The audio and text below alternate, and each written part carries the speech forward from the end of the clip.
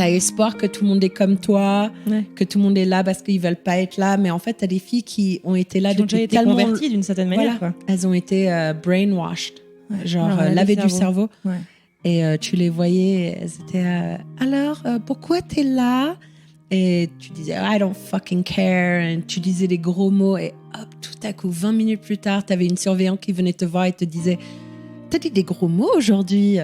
Et t'étais, pardon? Elle a fait, oui, j'ai parlé avec Iliane, on va dire. J'ai parlé avec Iliane et elle m'a dit que tu lui racontais, que tu glorifiais les raisons pourquoi tu étais là. Et ça, il ne fallait pas le faire. Il ne fallait pas être fier de pourquoi tu étais dans cette école. Il ne fallait pas montrer que tu n'avais pas honte. En gros, tu dois être repentir à vie. Voilà, repentir, c'était ça le mot que je voulais. Voilà, il fallait être... you had to repent. You had to feel guilty for being here. Ouais. Et moi, je dis, OK, je me sens mal. Elle me fait, prends une chaise. Et je fais, pardon. Elle me fait, tu prends une chaise et tu vas t'asseoir dans le couloir pendant 45 minutes, face au mur. Et je regarde, je fais, c'est une blague pour avoir dit fucking. C'est complètement déshumanisant. Elles me font, ouais. Et après, tu vas écrire 10 raisons.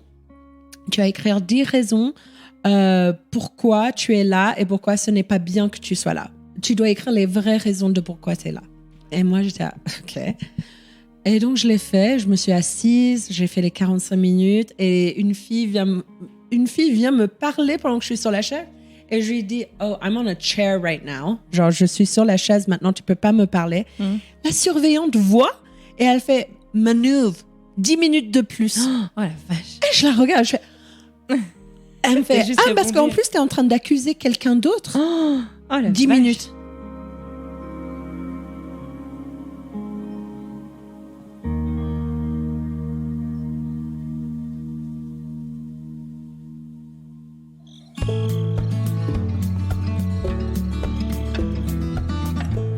Il y a quelques années, lors d'un séjour en France, je suis tombée sur un livre. Petit agité. Comme bien souvent, quand l'histoire m'intéresse, j'ai acheté ce livre, je l'ai dévoré dans l'avion et je l'ai ramené chez moi aux États-Unis. Son histoire, c'est celle de son autrice, Manon Manœuvre. Et oui, si vous vous posez la question, c'est la fille d'un certain Philippe que vous connaissez très certainement. Manon est née à Paris et à l'âge de 2 ans et demi, elle quitte la France avec sa maman afin de s'installer en Californie alors que ses parents viennent de divorcer. En grandissant pendant les années 90, alors qu'elle a, sur le papier du moins, tout pour être heureuse, elle souffre terriblement d'une chose, c'est de l'absence de son papa, qu'elle ne peut voir que 2 fois par an. À l'époque, rappelez-vous, pas de FaceTime, ni de texto et encore moins d'email.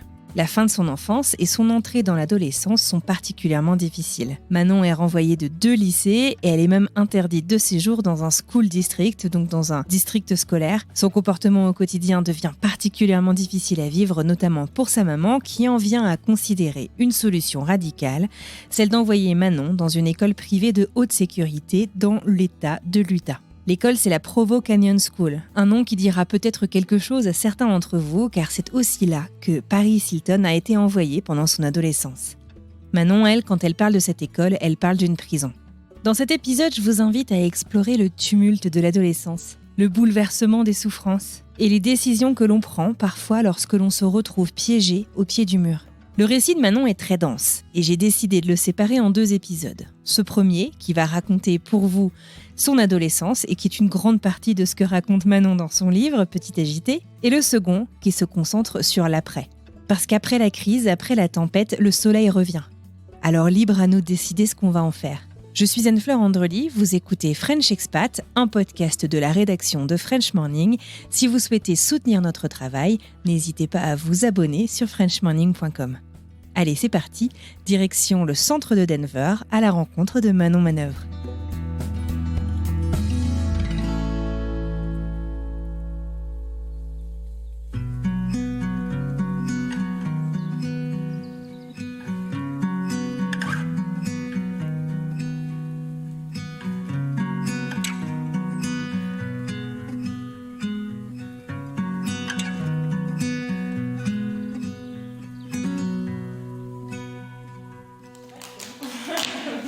Merci beaucoup en tout cas de prendre le temps, c'est trop sympa. Non, grave, je suis trop contente.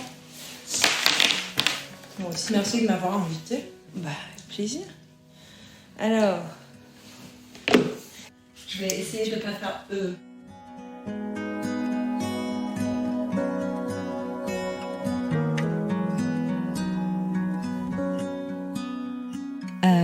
Bonjour, je m'appelle Manon Manœuvre et j'ai 35 ans. J'habite dans le Colorado, à Denver.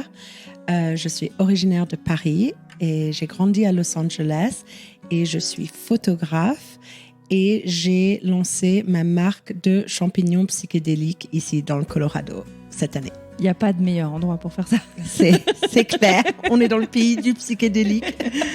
Alors c'est marrant, tu dis que tu es originaire de Paris. Tu es née à Paris ? Je suis née au Lilas dans le 93, dans une petite clinique. Ouais, D'accord. J'adore dire je suis née à Paris. Je sais pas, c'est la classe. Surtout aux États-Unis. Oui. Oh, your life must be so romantic. Yeah. Cigarettes and beers and cheap bars. Yeah, romantic. Merci beaucoup en tout cas de me faire le plaisir de m'accueillir chez toi ce matin. J'ai bien envie en fait de dérouler un peu le fil de ta vie. T'as que 35 ans, mais finalement il s'est passé beaucoup de choses dans ta vie. Est-ce que tu peux me raconter justement, donc t'es née à Paris, à quel moment est-ce que t'es partie vivre aux États-Unis ? Tes parents se sont séparés, c'est ça ? Voilà, mes parents se sont séparés lorsque j'avais 2 ans et demi à peu près. Et ma mère était actrice et mannequin. Mm-hmm. Elle avait rencontré mon père lorsqu'elle tournait Le Jumeau avec Pierre Richard et sa sœur jumelle à Paris. Et mon père était la star des enfants du rock à l'époque. Donc, ils s'étaient rencontrés, tombés amoureux, les soirées au Palace, les soirées au Queen. Et finalement, ils se sont mariés. Ils ont eu un petit bébé, donc moi. Et 2 ans et demi plus tard, ma mère a décidé que Paris, c'était pas pour elle. La Californie lui manquait, où elle avait été actrice pendant longtemps avec sa sœur jumelle Camilla, qui était aussi là-bas avec ses enfants. Et du coup, les jumelles avaient envie de se retrouver et de se reconnecter, comme on voit avec les jumeaux et les jumelles, elles ont du mal à être séparées. Ouais. Et du coup, je suis partie vivre en Californie en laissant mon père à Paris. Ouais. C'était triste, j'imagine. À 2 ans et demi, j'imagine que tu te souviens pas trop de ça. Je me souviens pas de grand-chose, c'est vrai, mais je me souviens que c'était difficile pour moi de voir mon père que 2 fois par an. Ouais. Il n'y avait pas Skype, il n'y avait pas FaceTime à l'époque, donc c'était un coup de téléphone à 15h pour moi, il était 23h pour lui, et on se parlait fin de journée, et voilà, c'était tout, mais c'était pas super génial comme relation avec mon père. Parce qu'il était si loin. Du coup, je le voyais l'été et Noël. Un Noël sur 2 et l'été, je le voyais. Donc, c'était... Ouais. Et puis, quand il venait à Los Angeles, interviewer des rockstars comme Iggy Pop ou Air ou Ozzy Osbourne, ma mère me descendait de Santa Barbara. Santa Barbara, c'est hyper proche de Los Angeles quand même, non ? C'est à 1h30 de voiture. Ah, quand même. Donc, quand j'avais 6 ans, voilà. Quand j'avais 6 ans, ma mère a décidé que Los Angeles, c'était un peu trop violent. Il y avait eu les émeutes de 96, le tremblement de terre de 94. C'est vrai. Ça faisait beaucoup. Ouais. On avait perdu la moitié de notre maison dans le tremblement de terre. C'est tombé dans une falaise. Ouais. Et puis, on a décidé de partir à Santa Barbara parce que, encore une fois, elle avait des amis qui habitaient là-bas et ils disaient, c'est le paradis sur terre pour les enfants. Ouais. C'est beau, c'est vert, il y a des chevaux. Pardon ? C'est une petite ville. C'est une petite ville. Maintenant, c'est énorme grâce à TikTok. L'université a toujours été l'université où tu allais si tu étais surfeur et que tu voulais devenir médecin. Tu allais à UCSB. C'est vrai ? Oui.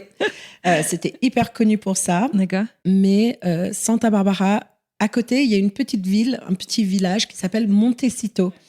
Et c'est là où j'ai grandi. C'était vraiment comme un patelin français. Tout le monde se connaissait, les voisins, le boucher, le boulanger. Maintenant, c'est un peu plus riche parce que nous avons Oprah qui habite là, Harry et Meghan de la famille royale habitent à Santa Barbara et Ellen DeGeneres qui était une présentatrice, qui était une présentatrice qui ne l'est plus. Mais avant Santa Barbara, c'était pas ce que c'est maintenant. C'était pas bourgeoisie, c'était pas... C'était accessible. Oui, c'était plus cow-boy et vin blanc. Maintenant, c'est pas du tout l'image qu'on en a. Ah oui, non, maintenant, c'est très bourgeois. Tout est très, très cher. Ma mère et moi, où on habitait, maintenant, ça a quintuplé en prix. La vache, Quand d'accord. on était là, c'était $1,000 par mois et maintenant, c'est $5,000. Ouais. Et la maison n'a pas changé. Ouais. Et donc, j'ai grandi à Montecito. Mais le problème avec les petites villes riches des États-Unis, comme on peut le voir dans beaucoup de séries américaines, c'est qu'on s'ennuie en tant qu'adolescent. En tant que pré-adolescent, on s'ennuie. J'ai grandi à l'époque où on regardait des séries télé comme Buffy contre les vampires, Friends, Roswell, Dawson's Creek. Pour moi, quand je revois mon enfance, je me rends compte qu'il y avait quand même beaucoup de similitudes, mais en fait, on avait envie d'être comme les gens qu'on voyait à la télé. C'était pas de la réalité TV, ça n'existait pas encore. Oui, bien sûr. Il n'y avait aucune reality show TV. There was no Jersey Shore. There was no Real Housewives. Je vous parle d'un temps. Voilà, c'était des séries, c'était des trucs Mais c'était romantiques. vrai partout dans le monde. Enfin, je veux dire, en France, moi j'ai grandi en France, on s'identifie quand même à ce qu'on regarde beaucoup. Voilà, exactement. Mais comme c'était tellement scénarisé, si tu veux, moi j'ai l'impression que notre génération, on s'est un peu lancé un peu plus rudement dans les expectations qu'on avait. Donc, moi, quand j'allais au lycée, I wanted to be the cool kid. Ouais. Donc, je voulais genre avoir Mean Girl, tu voulais voilà. être... Comment s'appelle la blonde Mais Regina. Je n'ai jamais vu Mean Girls. Non. Mais tu as vu qu'ils ressortent un nouveau Mean Girls? J'ai vu, ils ont sorti un musical. Mes copines en sont folles. Je crois que j'étais en France quand c'est sorti. Ah ouais. Parce que pour moi, j'ai regardé Bring It On. Ouais. Tu vois, je regardais d'autres... Genre, Mean Girls, c'était...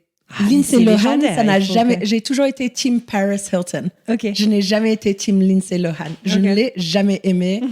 Notre adolescence à Santa Barbara était hyper sexualisée. D'accord. Ce qui fait que maintenant, des séries comme Euphoria, je ne peux pas les regarder. Je sais même pas ce que c'est. C'est une série sur HBO sur des gamins qui se font chier dans une ville et ils prennent de la drogue et ils couchent ensemble et ils font plein de trucs. Et du coup, it hits too close to home. Ouais. C'est beaucoup trop proche de moi et je suis là, nous, on l'a vécu en vrai. Ouais. Tu vois, et c'était ça, c'était de l'hypersexualisation, en fait, quand j'étais jeune. C'était montrer son nombril, c'était s'habiller comme Britney Spears, comme Christina Aguilera, dirty, tu me fais même pas dire. Et donc, du coup, je me suis retrouvée dans des embrouilles, enfin, dans des situations dans lesquelles, aujourd'hui, si c'était mon enfant, mais je le sortirais de là en 2 secondes. Ouais. Et ma mère, elle a vraiment essayé, en fait. Mais elle était seule. C'était une mère seule. Elle avait pas... Il n'y avait pas d'homme à la maison. J'avais pas de grand frère. J'étais enfant unique. Je détestais le fait que mon père ne soit pas plus présent dans ma vie. Je ne comprenais pas pourquoi il voulait pas passer plus de temps avec moi. T'as failli même aller vivre avec lui. Il t'a fait visiter des écoles et tout. Puis quand t'as compris que maman pouvait pas venir, c'était ah bah non, c'est mort. Voilà. Ouais. Quand j'étais plus jeune, oui, je voulais vivre avec mon père et quand ils m'ont expliqué que j'allais vivre que avec mon père, j'ai eu les pieds froids. Je me suis dit, ah non, je veux pas me séparer, je veux pas me séparer de ma mère. Et puis, quand j'étais adolescent, ma mère n'en pouvait plus et on a un peu décidé, enfin, elle a décidé avec une psychiatre et ses copines que j'étais hors de contrôle. Je faisais le mur. J'aimerais dire quand même que je ne prenais pas de drogue. C'était juste vraiment de la surénergie d'adolescente. J'ai pris de la drogue une fois avec un mec et ça m'a tellement... Ça fait peur. Ah ouais, ça m'a fait tellement peur que j'ai eu une réaction où mes yeux étaient scellés, fermés pendant 3 jours parce que j'ai eu une réaction inverse à ce qu'il m'avait donné. Donc, je prenais pas de cocaïne, je prenais pas de cachet, je prenais pas de drogue. Alors que c'était monnaie courante autour de toi. Voilà, tout le monde prenait ça, tout le monde prenait les cachets de chez ses parents, le Valium, le Xanax, le Prozac, le truc. Et moi, j'étais à no, I don't need it, ça va, moi, j'ai assez d'énergie, je suis assez folle toute seule. Mais tu t'es pris pas mal d'embrouilles, quoi, en fait. Je me suis fait virer de 2 écoles, 2 lycées en 6 mois, et j'étais bannie du school district. J'ai vu ça, ouais. Ouais, donc ça veut dire que n'importe quel lycée dans les 15 kilomètres qui encerclaient n'avait pas le droit de me prendre. Ah, j'avais pas compris ça, j'étais bannie, en fait, de Santa Barbara. Et donc, du coup, ma mère, il a fallu qu'elle prenne... décision. Elle était boss de sa propre business. Elle était entrepreneur ? Elle était entrepreneur. Elle avait une compagnie qui fabriquait des meubles très shabby chic, blancs, très beaux. Très Californie. très californien, rustic, cowboy, magnifique. Mais elle était seule. Donc, du coup, tous les matins, elle devait prendre 45 minutes et m'emmener hors de Santa Barbara pour m'emmener à Goleta, qui est un quartier un peu moins riche que Santa Barbara, mais quand même reste riche. Et ensuite, elle devait faire 1 heure de route pour aller, elle, à ses bureaux à Carpinteria, qui est dans le sud de Santa Barbara. Bref, ma mère a été quand même donc dévouée. Un putain de soldat. Ouais. Ma mère, elle voulait vraiment le meilleur pour moi. Ouais. Et je pense que quand on est jeune, on ne le remarque pas. On pense on pense que les parents sont contre nous. Et en fait, on est en train de le vivre en ce moment avec ma nièce de 12 ans. Et chaque fois que ma mère me raconte ce que dit la nièce, je dis, mais ça te paraît pas... Ça te rappelle pas quelque chose? Ça te rappelle pas quelqu'un? C'est exactement ce que je disais. Ouais. Elle a fait, j'avoue, j'ai l'impression des fois qu'elle a lu ton livre parce qu'elle sort exactement les mêmes phrases. Ah oui? Donc je dis, let's pinch it in the bud. Let's grab her. Percer l'abcès, quoi. Ouais, percer l'abcès avant que c'est trop tard. Parce que moi, j'ai poussé. Et à un moment, ma mère, elle a dit, j'en peux plus.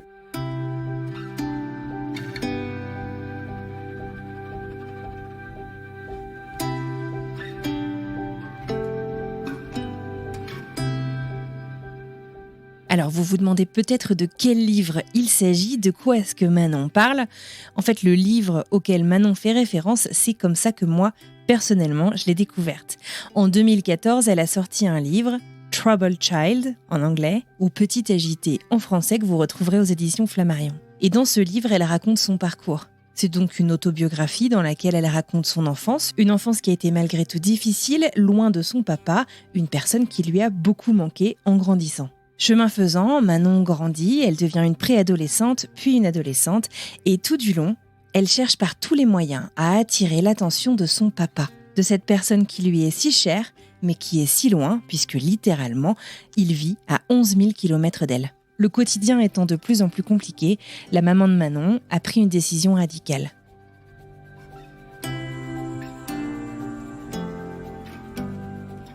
Un jour, j'ai dit à ma mère que je me sentais pas bien, que je voulais pas aller en cours. C'était monnaie courante à la maison. Et que je voulais rester avec elle, faire la vaisselle, faire la lessive. Je voulais être sa petite aideuse. J'avais 14 ans. Et bizarrement, elle n'a pas bagarré l'idée. Elle a fait « OK, no problem, stay with me. Ouais. » Et j'étais « OK, génial. J'ai gagné. Je vais aller à la plage. Je vais aller voir mes copains, les garçons les plus âgés, bien sûr. » Et pas du tout, en fait. Je faisais la lessive, comme j'ai promis, et j'étais en train de plier mes fringues. Je m'en rappellerai toute ma vie. Ouais. Puis tout à coup, j'entends « Where is she? » Et ma mère dit « She's in her room. » Et je tourne la tête et je vois un homme et une femme. Et quand je vous dis, c'est des placards. Des armoires à glace, tu veux dire? Des armoires à glace, voilà, c'est ça. Massif. Et en costard. Mais en costard, mais comme les flics dans New York Unité spéciale. Genre beige, avec la cravate qui est assortie au truc. Mais un truc moche, quoi. J'étais oh, quel mauvais goût. J'ai eu peur, en fait. Je me suis dit, qu'est-ce qui se passe? Et, pourquoi vous me cherchez? Et ils m'ont dit, on a besoin que tu fasses un sac.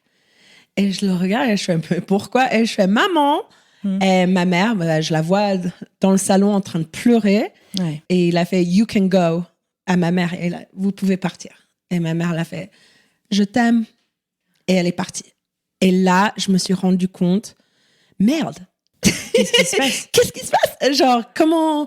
Parce que normalement, dans ma vie, j'ai toujours réussi à bullshitter. J'ai toujours réussi à m'en sortir. Les policiers qui t'arrêtent quand tu fumes un pétard. Oh, ça va, monsieur, c'est du tabac, blablabla. OK, c'est bon, ils te laissent partir.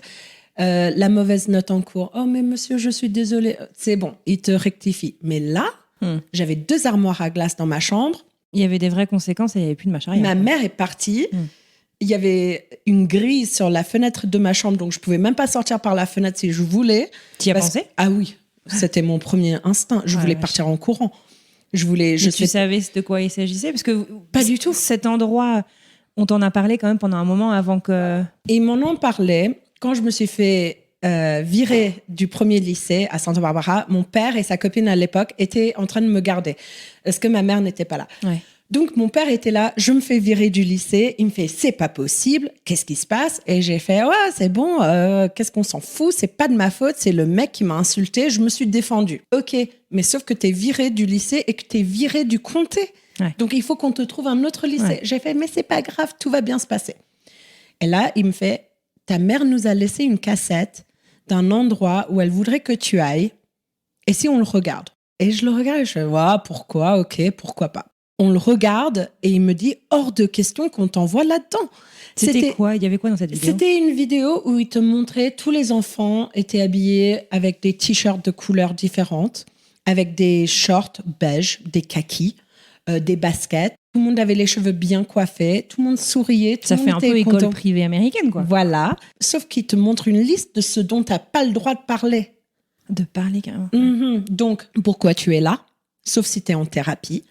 Les groupes de rock, les groupes de métal, les groupes de punk que tu aimes, hors de question. Pourquoi? Parce qu'il y a des paroles violentes ou des choses comme ça? Parce qu'il y a des ou... paroles violentes, parce que ça incite à la violence, ça incite à prendre de la drogue, parce que tu glamourises des artistes qui ne vivent pas le mode de vie sain. Oh, wow. Et en fait, ce que tu te rends compte, c'est que cette école est dans l'Utah.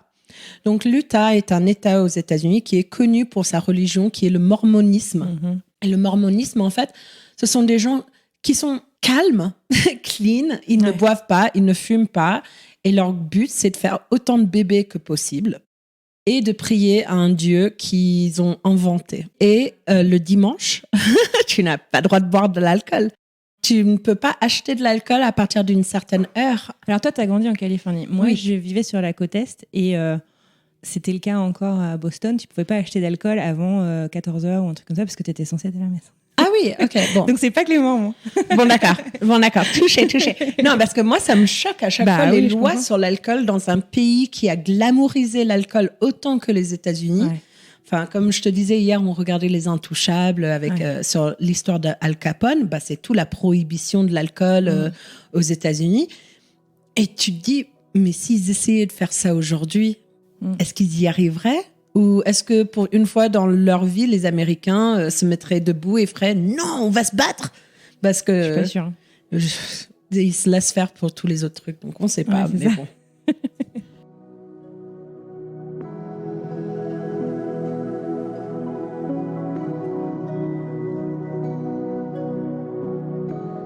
J'ai été virée du lycée de Santa Barbara.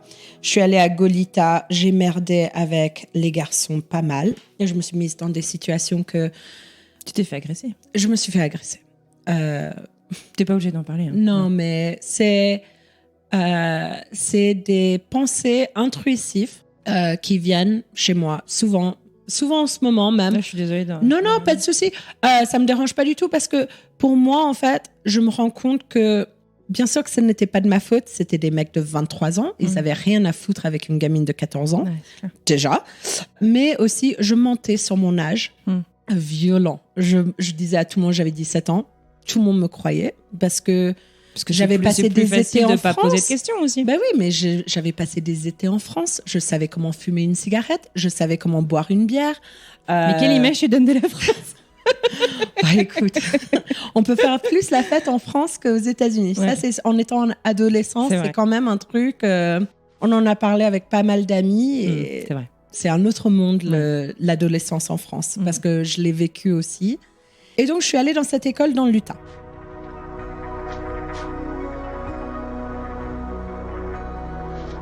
Ça a été beaucoup de déni, dire que non, ce n'était pas un problème, que j'avais voulu tout ça, que tout était bien, ça va, j'ai pas besoin de médicaments, laissez-moi tranquille. Parce qu'ils te médicamentaient aussi là-bas. Matin, midi et soir.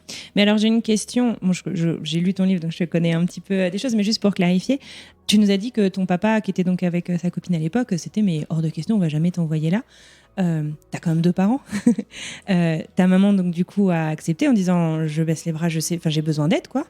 Et mon père offrait de m'emmener en France. Il offrait de dire à ma mère listen, ça ne fonctionne pas avec Manon, tu es débordée, tout va bien, je la ramène avec moi en France. Ma mère a dit non. Et donc l'agression s'est passée. Et puis il y a eu beaucoup d'autres trucs qui se sont arrivés, des bagarres avec ma mère, les flics, les trucs. C'était beaucoup. Ta chambre? Ouais, ma chambre. Et maintenant, tu peux demander à n'importe qui. J'adore que ma chambre soit bien rangée. Tellement ça m'a traumatisée d'avoir détruit ma chambre et d'avoir détruit mes jolis vêtements, mes jolies peintures, les peintures de mon grand-père. Ouais. T'avais une rage en toi, en fait, J'avais une rage. J'avais une rage contre mon père, j'avais une rage contre ma mère, parce qu'elle voulait que je sois parfaite. Elle voulait que je sois Regina. Elle voulait que donc tu connais comme la référence Regina. Oui, je vois. Elle voulait que je sois... Regina, elle voulait que je sois la cheerleader, la top of the class, most popular girl, mince, jolie. Et c'était pas qui je voulais être. Parce que ma mère voulait que je sois cette personne, il fallait que je sois absolument l'opposé. Donc, il fallait que j'ai les cheveux rouges. Il fallait que j'aime le punk. Il fallait que je mette du kohl dans les yeux pour que j'ai l'air les yeux bien noirs. Enfin, bref. Que j'ai les perles de punk autour du cou. Alors que j'adorais vraiment la musique punk et la musique rock, bien sûr, grâce à mon père. Ouais. Mais j'aimais aussi beaucoup Britney Spears. Et je voulais être cette fille que tout le monde voulait que je sois, la petite Californienne. Et pourtant, il y avait comme une énergie qui me tirait pour me dire non, ne sois pas parfaite. Sois l'opposé. Ça t'attirera plus d'attention de ton père.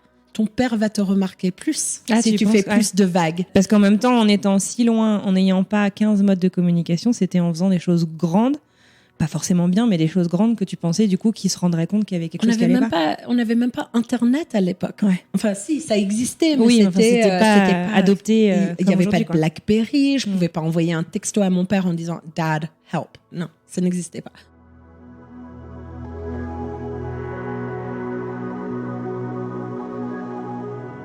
Donc du coup, on revient à cette scène où tu as ces deux personnes qui viennent te chercher. Voilà. Vous prenez l'avion du coup ? On me dit de préparer un sac et je demande pour combien de jours.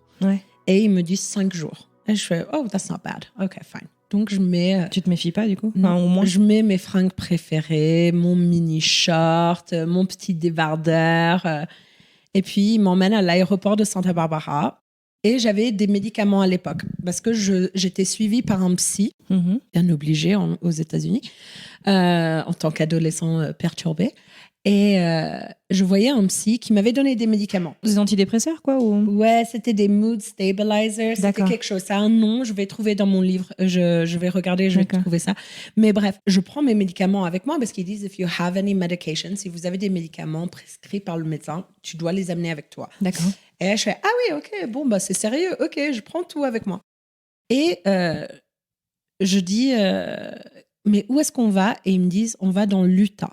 On va à Provo Canyon School. » Et là, ça clique dans ma tête. Je fais « Oh, c'est la vidéo. » Je dis « C'est la cassette. » Et je regarde le mec et je fais « Bah non, moi, je veux pas y aller. » Et il me fait « Ah bah, tu dois monter dans la voiture. » Et je fais « Où est ma mère? Hors de question. Je veux parler à ma mère. » Et il a fait « Your mom is no longer here. She left you. » Oh my God. Et là, je fais « Ah ouais, ok. » Donc, je suis toute seule. Et là, dans ma tête, ça commence à calculer. Et je fais « Je vais pas réussir à bullshitter pour m'en sortir. En fait. Là, ils sont là, ils viennent me prendre. » Et ils disent est-ce que tu veux qu'on te mette est-ce que tu vas monter dans la voiture ou est-ce qu'il faut qu'on te mette les menottes? Et ils avaient genre les bracelets anti-émeute les trucs en plastique qui font mal, qui font hyper mal. Et moi je dis non ça va. Et je dis au mec on était dans la voiture et on roulait et je dis qu'est-ce que tu aurais fait si j'étais partie en courant? Il m'a fait j'ai le droit de te tackle comme un joueur de football professionnel, tacler au sol. J'ai le droit. Tes parents m'ont donné le droit. Et j'ai fait hors de question que ma mère ait donné le droit de ça. Mais bon, ok. Donc, j'ai rien essayé. On arrive à l'aéroport de Santa Barbara. C'est minuscule. Ouais, c'est un petit aéroport. Hein. C'est minuscule. Il y a genre 4 avions. Et je regarde partout et je me dis... Il y a quelqu'un qui va venir me sauver Je me dis, ma mère va changer d'avis. C'est bon. J'attends. Le mec, il me dit... Et la nana, ils me disent, est-ce que t'as faim? Je fais, ouais, je veux bien de la glace. Donc, ils vont me chercher une boule de glace. Je mange la glace. Tu sais, c'était de la glace qui avait givré. Donc, j'étais dégoûtée. En plus, j'étais, putain, rien ne se passe bien aujourd'hui. Je demande un magazine. Ils m'achètent un magazine avec les White Stripes en couve. Je m'en rappellerai toujours. Ils m'ont dit, lis-le parce que l'école où tu vas, ils te le laisseront pas. Et là, je demande à aller aux toilettes. Et dans ma tête, je me dis, je vais aux toilettes. Je vais me barrer. Eh ben non.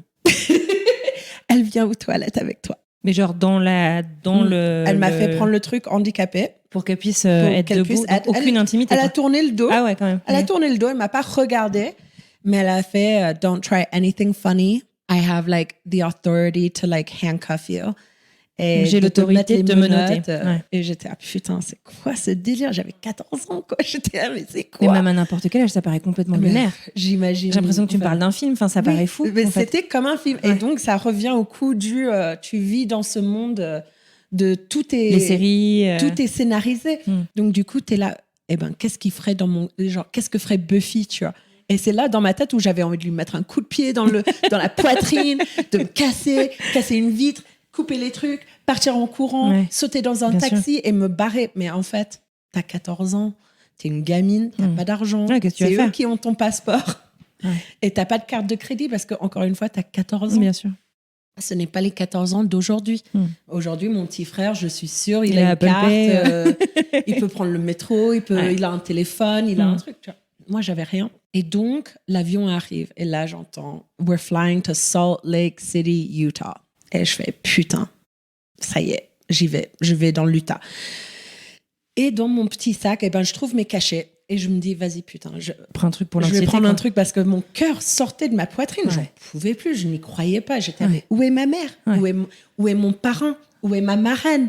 Où est mon père ? J'étais là dans ma tête, j'étais, mais c'est pas possible, mon père n'est pas au courant, mon père n'est pas au courant.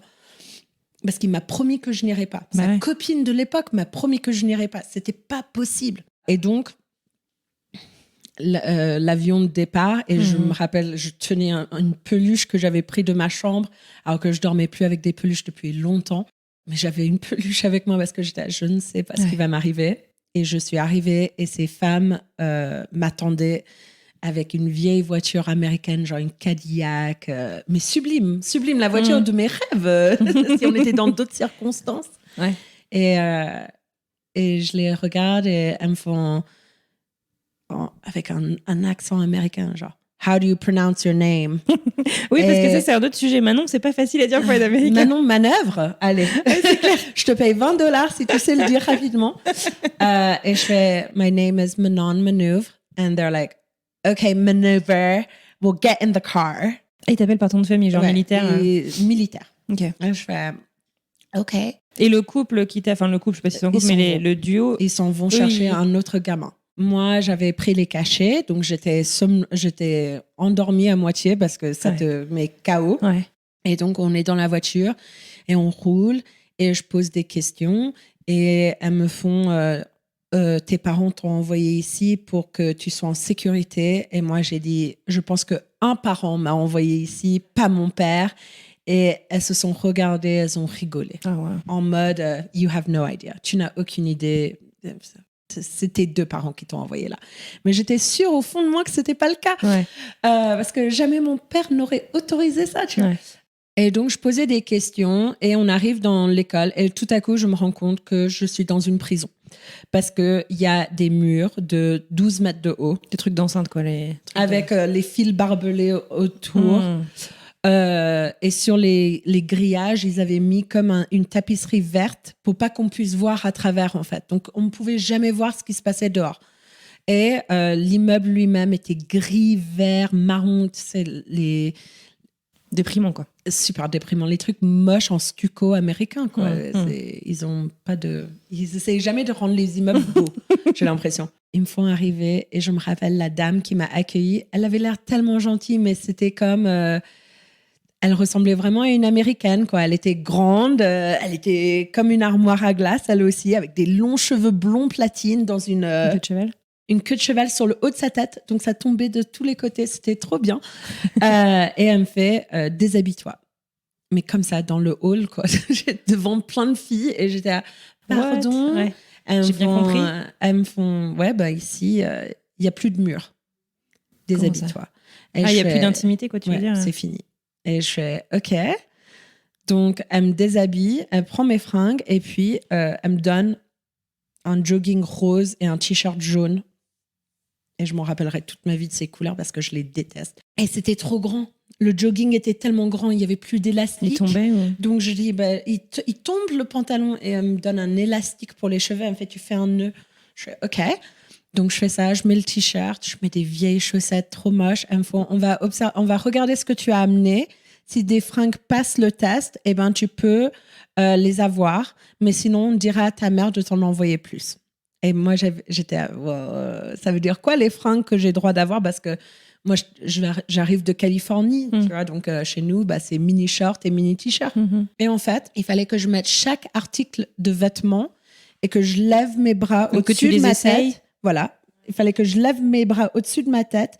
Si ça montrait plus de 1 centimètre de peau, je n'avais pas le droit de le garder. Ensuite, il fallait mettre les bras au-dessus de la tête et te pencher en avant. Et si ça montrait 1 centimètre de peau de ton dos, tu n'avais pas le droit de le garder.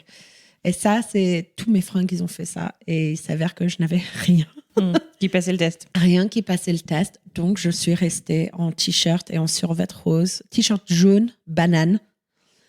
Et survêt rose malabar pour genre 3-4 jours.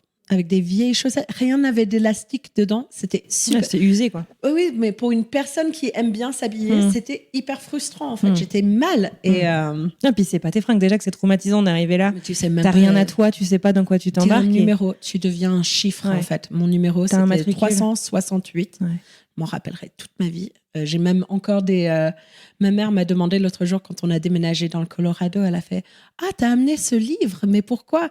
Et j'ai fait « Pourquoi pas ?» Elle m'a fait « Il y a ton numéro de matricule dessus. » Et j'ai fait « Oh, ça va, c'est un moment de mon passé, tu vois. C'est pas traumatisant. Moi, j'ai eu beaucoup de chance. Moi, j'étais là 4 mois. Il y a des filles, elles étaient là pendant 6 ans.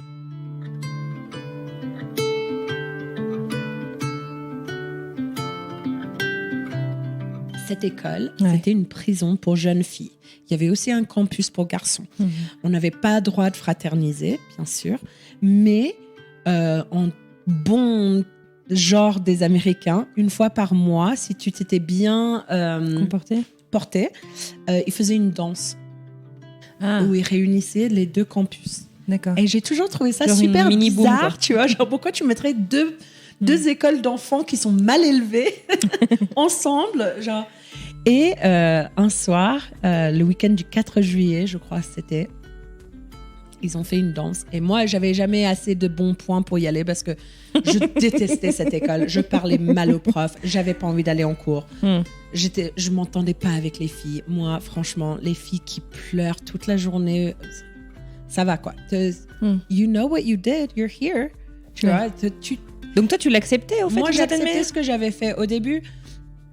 Au début, bien sûr, tu as le déni. Tu te dis, bah non, moi, j'ai rien fait. C'était encore plus la rage contre les gens qui t'ont mis là-dedans. Je comprenais pas. Ouais. Et en fait, au bout d'un moment, le thérapeute, il a pas tort, en fait. Il dit, bah, tu fais ça pour attirer l'attention de ton père, parce que ton père n'est pas là.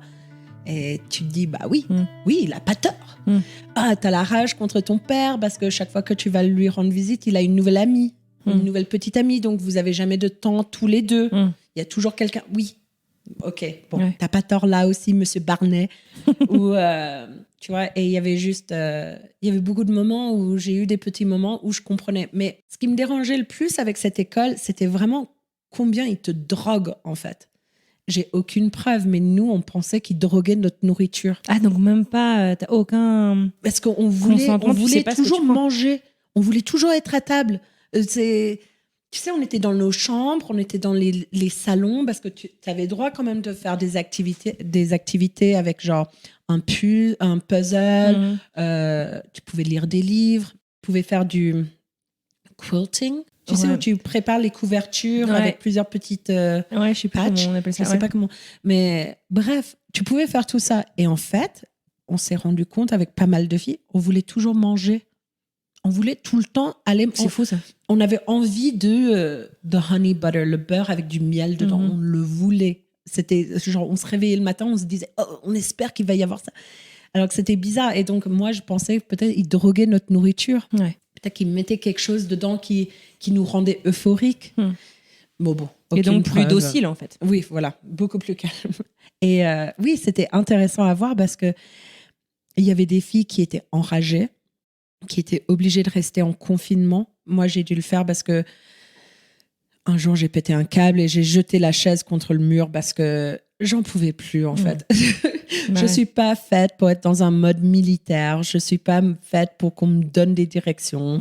À la fin de la journée, qu'est-ce que j'ai fait? J'ai couché avec des mecs plus âgés que moi qui ont abusé de moi. Et je me suis battue à l'école avec des garçons qui m'insultaient. Voilà pourquoi ma mère a décidé que je devais aller en prison. Je comprenais pas, en fait. J'étais à voix il y avait d'autres moyens. Ouais, bien sûr. Mais en fait, en tant qu'adulte, tu te rends compte qu'elle a épuisé tous les autres moyens avant d'utiliser En tout cas, celui-là. tous ceux qu'elle connaissait, quoi. Tu sais comment elle a trouvé cette école? Oui, Ah, c'est la psy? c'est la psy. Je voyais une psy et elle avait un golden retriever et c'était bien. Elle me donnait du chocolat à chaque consultation. Donc, j'étais amie avec elle, bien sûr, parce que tu me donnes du chocolat, je suis ton amie. Et t'as des chiens? En plus. Et t'as des chiens. Et j'adore les chiens. Et donc, du coup, je lui avouais tout parce que pour moi, c'était une psy, donc j'allais la voir. J'étais pas avec ma mère, il n'y avait pas mon père. Une relation de confiance, quoi. Il n'y avait pas ma tante. Ma tante était grave ma confidente aussi. Quand j'étais jeune, je relatais plus avec ma tante qu'avec ma mère, ce qui rendait ma mère folle. T'avais un meilleur rapport avec elle? Un meilleur rapport. Parce que pour moi, ma tante, c'était la mère que moi je voulais. C'était la sporty mom, tu vois. Elle emmenait ses gosses aux entraînements de foot. Mais elle avait 2 maris qui lui payaient les pensions. Child support. Ouais. Donc, si tu veux, elle avait plus de temps à louer à ses enfants que ma mère qui devait tout faire bosser elle-même, qui elle aussi recevait un paiement par mois de mon père, mais elle n'avait pas une nounou à plein temps comme ma tante qui avait une nounou plein temps. On a grandi avec Antonietta, c'était une nounou du Guatemala, et c'est pour ça que je parle espagnol aujourd'hui, c'est grâce à elle. On a grandi avec une dame qui tous les jours était chez ma tante, qui nous faisait à manger, qui nous faisait faire nos devoirs, et c'était génial. Moi, je dis à tout le monde, si tu peux trouver quelqu'un qui peut surveiller ton gosse jusqu'à 16 ans, prends-le parce que c'est une structure, en fait. Si toi, tu as besoin de travailler, cool. Il n'y a aucune honte à ça. Mais surveiller ton gosse jusqu'à 16 ans, c'est l'important, en fait. C'est l'âge où il y a trop de distractions. Il y a trop de mauvais gamins qui sont là. Hey, viens voir ce que moi j'ai trouvé et tout ça. Et après, tu te retrouves comme moi dans un tourbillon où tu n'as plus envie d'en sortir, en fait, parce que puis c'est hyper dur de sortir d'un tourbillon. Ouais, tu ne peux pas, parce que tout à coup, les mecs avec qui tu as flirté vite fait à la plage, qui sont plus âgés, maintenant ils savent où tu habites. Donc maintenant, ils passent devant chez toi à toute heure de la nuit et ils klaxonnent. Et donc ta mère qui sort les effrayer. Non, c'était encore une fois, j'ai beaucoup de sympathie pour ma mère. J'ai de la compassion maintenant. Je sais même pas comment elle m'a pas fracassé la tête contre le mur à plusieurs reprises parce que j'étais tête dure, j'étais méchante, j'étais méchante. J'étais une méchante enfant contre ma mère. Et aujourd'hui, tu sais, la grande mode, c'est True Crime Podcast, donc Dateline, Morbid, tous ces histoires. Et en fait... Crime Junkie. Voilà, j'adore Crime Junkie, ils sont trop bien. Mais pour te dire, tu sais, ma mère, on écoutait un épisode et c'était l'histoire d'une fille de 15 ans qui avait fait le mur, qui était partie avec un mec de 19 ans. Et quand elle n'a pas voulu coucher avec lui, le mec de 19 ans l'a tué et l'a jeté dans la rivière. Et ils l'ont retrouvé une semaine plus tard. Moi, j'écoutais ça comme ça parce que je conduisais, on faisait la route, je m'en fous, c'est un épisode. Et ma mère était en larmes. Et je la regarde, je fais « What's wrong ?» Elle me fait « That could have been you. » Ça aurait pu être ton histoire. Et elle m'a expliqué qu'elle sait que ça m'a fait beaucoup de peine et beaucoup de mal, mais elle voulait éviter que je devienne un épisode, en fait. Et au jour d'aujourd'hui, je la remercie. Je lui dis tous les jours, quand je lui parle, je lui dis « Merci maman, merci d'avoir été là pour moi, merci de ne pas m'avoir abandonnée. » Parce que beaucoup de filles dans cette école où j'étais, leurs parents les avaient abandonnées. Tu sais, les parents, eux aussi, étaient des drogués. Ou les mamans aussi faisaient des trucs pas bien avec des mecs. Ou les pères étaient alcooliques et abusaient les gosses. Moi, rien de tout ça. Moi, je suis venue d'une bonne famille. Un papa rock'n'roll, une maman entrepreneuse, une jolie famille. On vivait dans une jolie ville. J'avais absolument tout ce que je voulais. Et c'était moi, pour cause de rébellion, parce que je voulais être comme Buffy, parce que je voulais casser les murs de Santa Barbara, parce que je voulais sortir du lot et être reconnue comme une rebelle, eh ben, je me suis retrouvée dans un putain de bordel, en fait. Et grâce à ma mère, elle m'a mis dans cette école. J'ai détesté l'école. Je détestais mon psy, je détestais les gardiens. C'était tous des anciens militaires. Et ils étaient vachement méchants. Ouais. Just méchants. Genre, Tu t'es fait des copines là-bas alors, j'ai parlé avec quelques filles. Parce que comment est-ce que tu arrives à tisser des amitiés dans une situation où tu es sous la contrainte sur plein de choses et où tous tes sujets de conversation sont filtrés? Parce que tu es surveillée, du coup, comment est-ce que tu fais Tout était surveillé, et le pire, c'était qu'il y avait des poucaves, tu sais, des snitch dans l'école. Il y avait des balances. Oui, des balances, voilà, des balances, pas des poucaves. Bonjour, je viens de Barbès. J'ai vécu à Barbès pendant 6 ans, pardon, poucave, c'est dans les mots. Non, mais il y avait des balances, et c'était dur parce que t'as espoir que tout le monde est comme toi, que tout le monde est là parce qu'ils veulent pas être là, mais en fait, t'as des filles qui ont été là, qui ont déjà été converties d'une certaine manière, quoi. Elles ont été brainwashed, genre lavées du cerveau. Ouais. Et tu les voyais, elles étaient alors, pourquoi t'es là?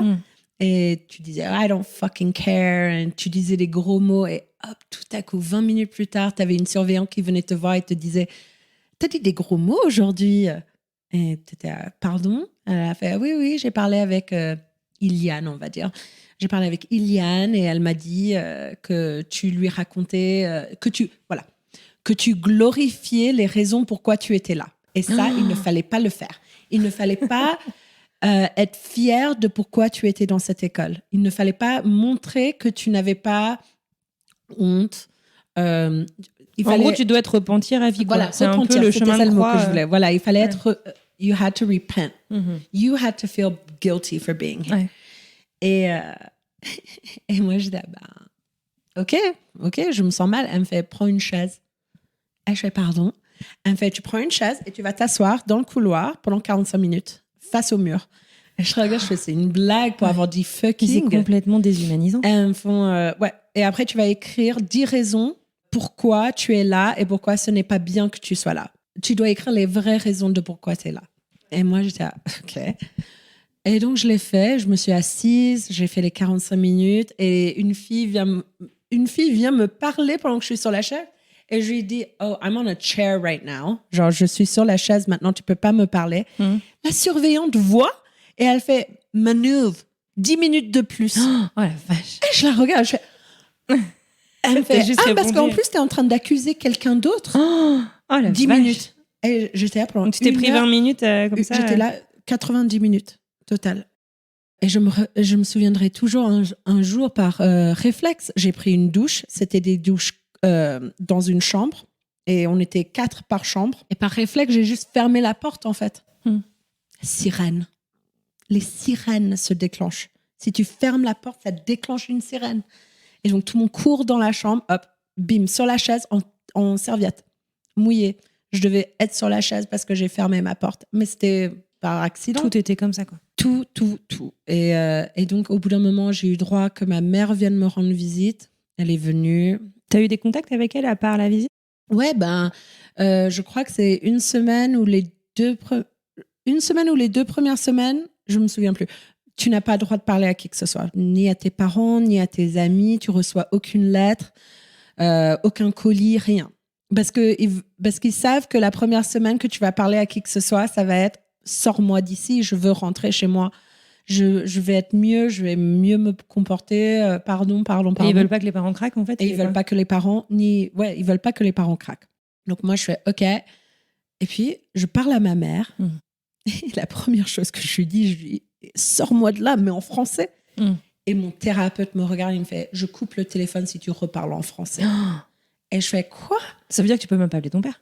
Parce donc, que avec ton père, tu lui parles en français. Voilà, avec mon père, on a toujours parlé en français. Donc, mon premier coup de fil avec mon père, il était à Amsterdam et il était avec sa compagne à l'époque. Et je parlais en anglais et mon père essayait de me parler en français et je disais... Pourquoi? Eux, ils écoutent la conversation? Voilà, j'étais sur haut-parleur avec mon père. Ouais, donc ils entendent ton père aussi. Mon père, c'était un peu le drapeau rouge. Parce que ça veut dire quoi? Ah, red flag, tu veux dire? Ouais, voilà. C'était un donc peu... ils s'en méfiaient? Voilà, la personne à se méfier, c'était mon père sur appels parce que mon père ne voulait pas que je sois là. Comment est-ce que ça a été justement le premier appel avec lui? Parce que t'es rentrée en te disant, mais c'est pas possible, mon père m'a pas laissé partir là. C'était, je ne voulais pas être là, je voulais qu'il vienne me chercher, je ne comprenais pas. Et il m'a dit, respire, fais ce qu'il te demande, on s'en occupe. Ok. Mon père, ça a dû être un énorme shoot toujours un d'énergie. homme de très peu de mots, mais si mon père te dit, on s'en occupe, il va s'en occuper. T'as confiance, quoi. Ouais, et toute ma vie, ça a été ça. Que ce soit des places de concert ou pour me sortir de prison, il s'en occupe, on a compris. Et donc, du coup, j'avais le droit de parler à mon père une fois par semaine. Et sa compagne n'était pas contente, quoi. Parce qu'elle aussi, elle avait été enfermée quand elle était ado, mais dans un HP en France. Un hôpital psychiatrique? Voilà, un hôpital psychiatrique. Et je me trompe à chaque fois, c'est à Nancy ou à Rennes, je ne sais plus. Mais bon, bref. Les opposés, quand même. Voilà, oui, total. Mais je crois que c'était Nancy. Mais, d'accord. Donc pour elle, c'était revivre un traumatisme. Ouais. Et chaque fois que mon père était au téléphone avec moi, elle me parlait, elle essayait de me rassurer. Elle faisait, t'inquiète, petit écureuil, je suis là. Et j'étais, oui, moi aussi, je suis là. Et puis, un jour, je crois qu'ils avaient fumé un peu trop à Amsterdam. Elle a pris le téléphone et elle a commencé à dire, allô, Marc, est-ce que tu m'entends? Mais en anglais. Et elle disait, donc à mon thérapeute, Marc Barnet, elle faisait, tu m'entends, Marc? Tu m'entends? Est-ce que ça te fait plaisir de garder des filles enfermées? Ça te donne un sens d'autorité? Tu aimes ça? Est-ce que... j'espère que tu brûleras en enfer. T'es dégueulasse, t'es un pervers, t'es un pédophile. Donc tout ça en anglais? Ouais, en anglais. Pour être sûr qu'ils comprennent. Et il me regarde, il me fait, I'm gonna hang up the phone now. Et il raccroche. Et mon père a essayé de rappeler et il n'a pas pu me contacter. Et genre, j'étais pas punie parce que il avait clairement cette femme, c'est elle qui a besoin d'aide. Tu vois, il a retourné la situation. Ouais. Il a fait, bien sûr. Mais on avait quand même des appels programmés. Et il y avait un week-end où c'était genre... c'était le début de l'été, donc ça devait être genre Memorial Day weekend ou un truc comme ça. C'était une fête du travail. Et il y avait personne. Il y avait personne pour surveiller les coups de fil. Mais il y avait les surveillants. Et les surveillants, ils avaient l'affiche qui disait « Aujourd'hui, Manon, elle a un coup de fil avec son père à 11h. Et donc, je faisais du sport à l'extérieur dans une cage.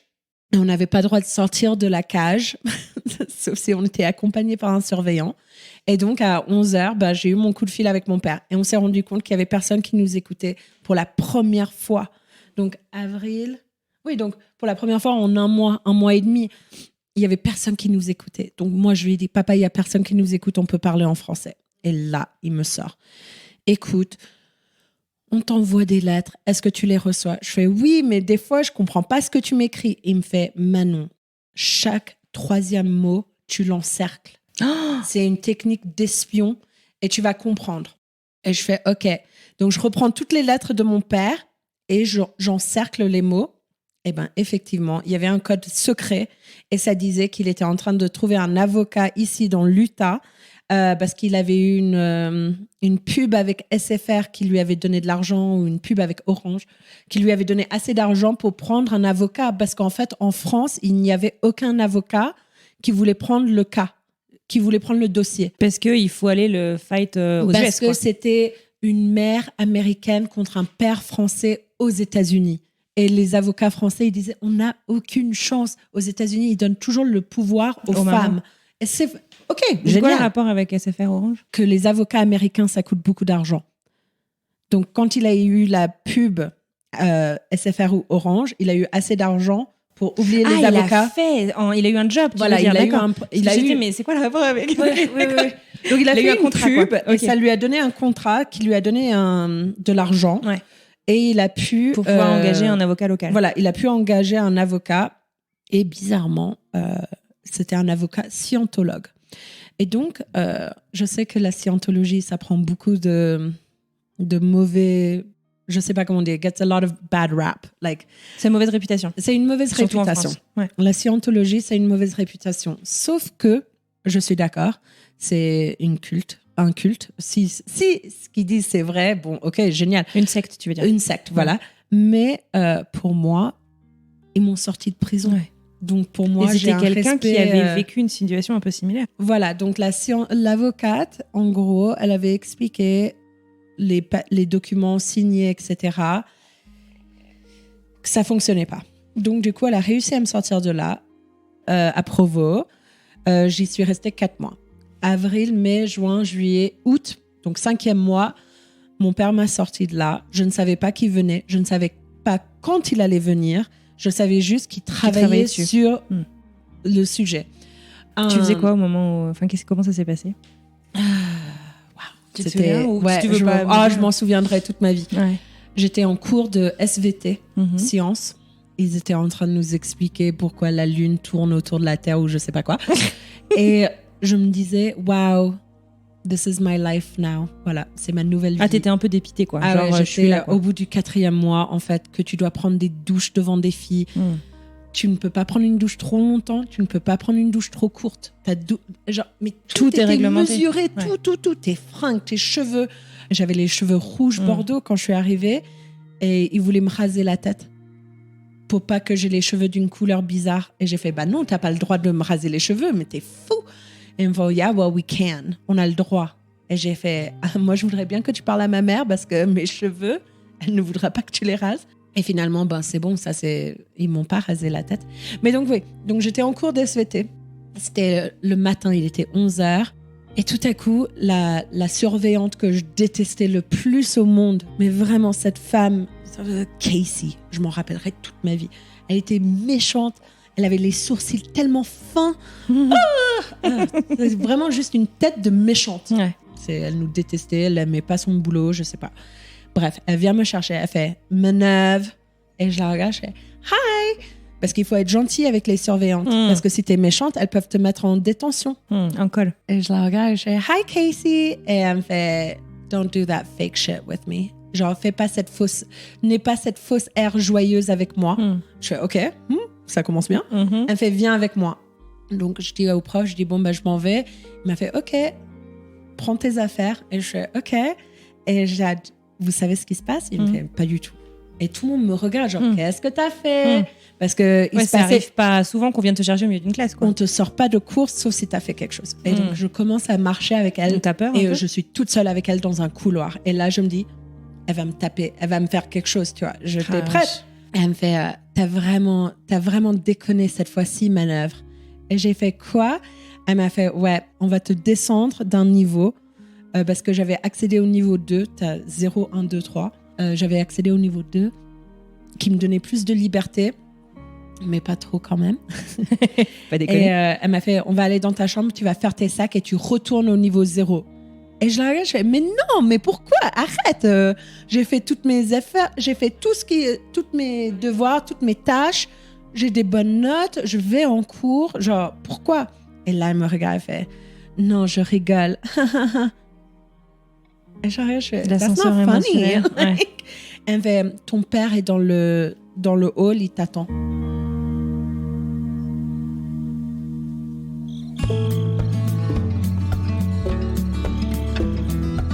Et voilà qui est terminé pour ce premier épisode. Je suis désolée pour ce cliffhanger, pour ce suspense.